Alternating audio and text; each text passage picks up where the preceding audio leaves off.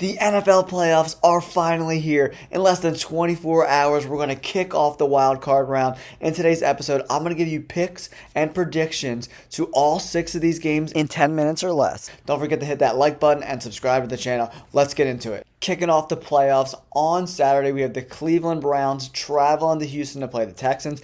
They played a few weeks ago, and man, the Browns blew the brakes off the Texans, but there was no C.J. Stroud in that game. Joe Flacco threw for 368 yards, 3 touchdowns, and 2 interceptions.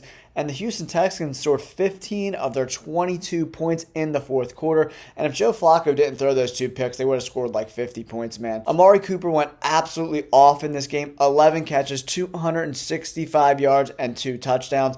Man, they really have to slow down Amari Cooper and Joe Flacco. But I just think the vaunted Cleveland Browns defense and Myles Garrett is going to get after C.J. Stroud in this game. I did see rumblings about Denzel Ward possibly not playing in the secondary. He's the corner for the Browns. We'll see what happens. I'm going with the Browns to dominate this game 27-17. Then we have the primetime game on Saturday night. We have the Miami Dolphins traveling to the frozen tundra to play the Kansas City Chiefs. The game time start temperature is -2 degrees. The fucking wind chill is like -29. These guys are going to absolutely freeze their ass off. I was kind of leaning towards the Dolphins in this game, and then the weather just got colder and colder and colder, and now the wind chill's kicking in, the wind's blowing everywhere. It's going to be a close game, and man, I still think the Dolphins might edge out this game because, man, the wide receivers on Kansas City are terrible. They can't catch a cold in regular weather. What the hell are they going to do at -3 degrees? They're going to be dropping balls. They're among the leaders in the NFL in drops. Patrick Mahomes and this offense is among the leaders in turnovers. So if the Dolphins can get a few turnovers, I think they can still win this game. But from a betting perspective, I would stay away from this game. I think the Dolphins are going to edge out a victory barely 2017, maybe even less scoring than that. I can't pick the Kansas City Chiefs. I watched them a lot this year, and they've looked so bad. These wide receivers on that team are Bush League, and I look for the Dolphins to double-team Travis Kelce, and I really think the Dolphins are better at running the ball. If the Chiefs and the Dolphins don't want to throw the ball at all, I think you're going to see a lot of sweeps, like jet sweeps with Tyreek Hill and with Moser up the middle. I think the Dolphins just run the ball a little more effectively than the Chiefs do. That's why I think they can win a close game here. Kicking off the playoff games on Sunday, we have the Pittsburgh Steelers traveling to Buffalo to play the Bills in another insane weather game. 22 degrees, and they're calling for 6 to 10 inches of snow on Sunday in Buffalo, and also 20-mile-an-hour winds with gusts up to 50 miles an hour. The over-under is only 34 points. I wouldn't be surprised that all of Pittsburgh scored no points and the Bills win like 17-14 to nothing. That's what I'm calling. I like the Bills in this game to possibly shut out the Steelers, man. They're not really going to be able to kick field goals with the wind, and I just don't see the Steelers being able to score touchdowns. And then no TJ Watt for the Steelers, so I look for Cook, the running back for the Buffalo Bills, to have a great game. He had 1,100 yards on the season. The Bills are really running the ball a lot more than they did in years past, and it's been very effective for them. So they kind of take the ball out of Allen's hands unless they're doing some sneaks or for some first downs, and then short passes to Diggs. But I love the Bills in this spot to win this snowball 17-7. Next up, we have one of the most fun games of this weekend slate of games. We have Green Bay traveling to Jerry's World to take on the Dallas Cowboys. The Cowboys have been phenomenal at home this year. 8 wins, 0 losses. The Green Bay Packers, their secondary really worries me. Their pass defense gives up over 100 rate to wide receivers and over 94 rate to quarterbacks. And I think Jordan Love and the Packers are going to have to score like 28 to 30 points just to be in this game.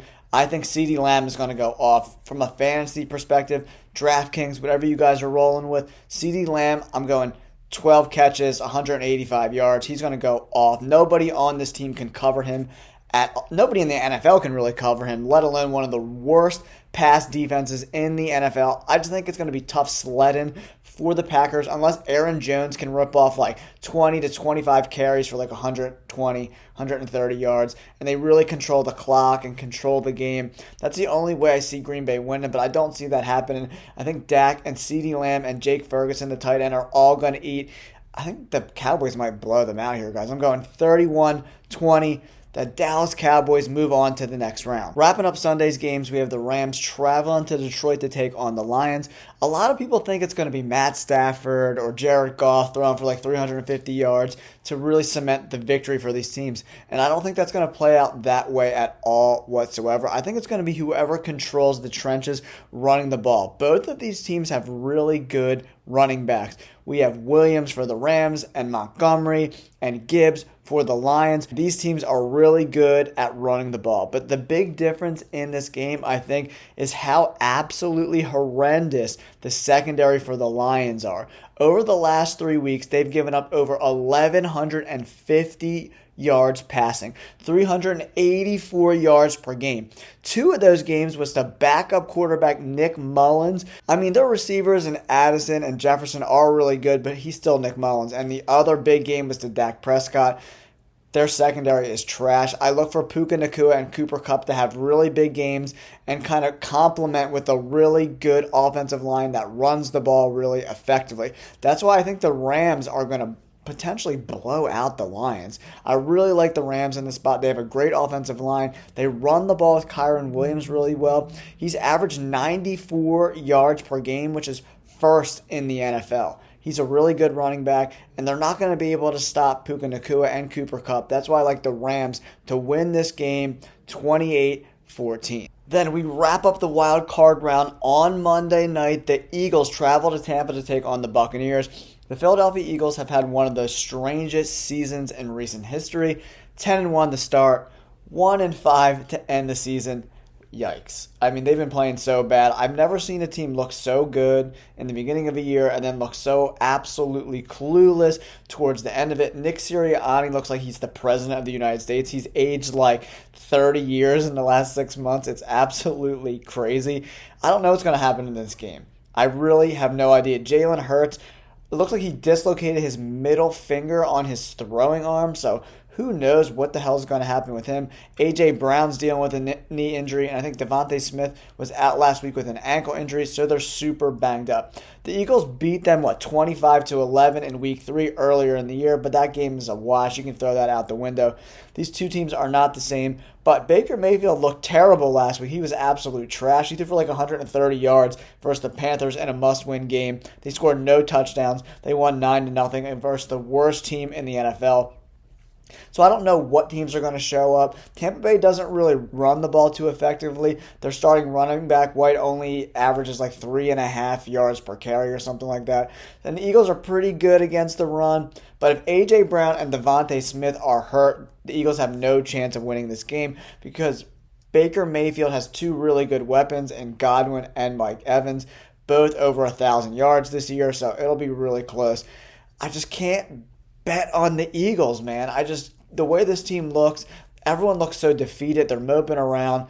I think it's going to come down to a field goal at the end, and I think Tampa Bay wins by field goal in the last closing minutes of this game. Let's say 2017 Tampa Bay. It's really hard to watch this Eagles team kind of drag ass week after week. They kind of clinched the playoffs early in the year, and I feel like a lot of people took the pedal off the metal and they're kind of coasting through the end of the season, and that's never a good way to enter the playoffs. They have a lot to prove in this game, and if they get blown out, I think a lot of changes could potentially come for the Eagles. Let me know in the comments below. Do you agree with my picks? Who do you think is going to win each and every one of these games, and which ones are you most excited about? I think I like the Cowboys-Packers game the most, and then close second, Detroit and the Rams. They should be all fun to watch. Let me know in the comments below who you think is going to win. Don't forget to like and subscribe. Thanks for tuning in. We appreciate all you guys. Thank you. Peace.